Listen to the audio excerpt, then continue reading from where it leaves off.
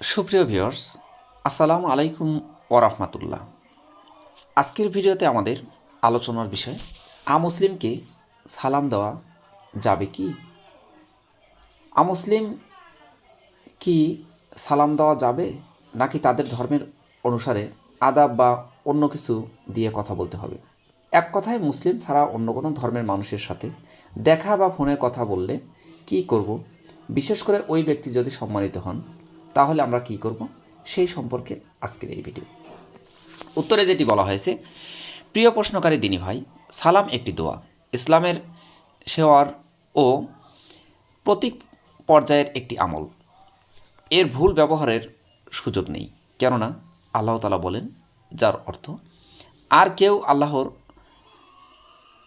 শায়েরের প্রতি সম্মান প্রদর্শন করলে এটা তো অন্তরস্থ তাকওয়া থেকেই উচ্চারিত। সূরা হজ আয়াত ৩২। অনুরূপভাবে সালাম একজন মুসলিম ভাইয়ের ওপর অপর মুসলিম ভাইয়ের হক ও অধিকার।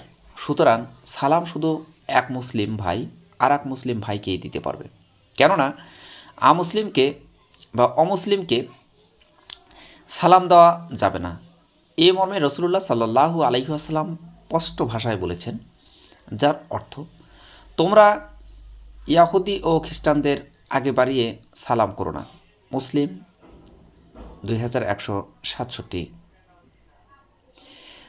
তবে কোনো অমুসলিম আগে সালাম দিয়ে ফেললে উত্তরে ওয়া আলাইকুম বলবে, কেননা রাসূলুল্লাহ সাল্লাল্লাহু আলাইহি ওয়াসাল্লাম বলেন,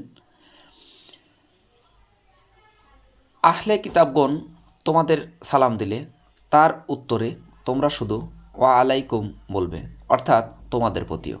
বুখারী শরীফ ও মুসলিম শরীফের একটি হাদিস। উল্লেখ্য, কোনো অমুসলিমের সাথে সাক্ষাৎ হলে সৌজন্য প্রদর্শন স্বরূপ তার কুশলাদি জিজ্ঞেস করে বা অন্য কোনোভাবে, যেমন হাতের দ্বারা ইশারা করে কুশল বিনিময় করার অবকাশ রয়েছে, তাকে আদাবও বলা যেতে পারে। তবে কোনোভাবেই তাকে নমস্কার বা নমস্তে বলা যাবে না, কেননা নমস্কার বা নমস্তে শব্দটি হিন্দুদের বিশেষ সম্ভাষণবাচক শব্দ।